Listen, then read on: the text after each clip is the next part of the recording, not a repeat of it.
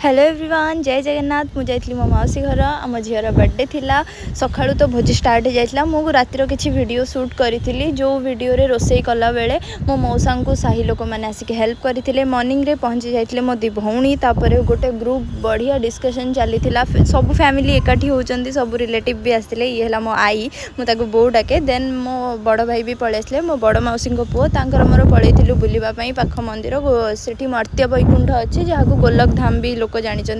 से मंदिर आम बुलवा पलैलु मंदिर रू आसी सारा भोजी अलरेडी कंप्लीट हो जाता भोजीर मु वीडियो बिल्कुल नहीं पारि नी मु पलि आसती एपटे से नहीं पार नी देन गला बेलू लंच रेडी हो जाता चिकेन होता ये सब आम पाने खाईदे छोट छोट जितक पिला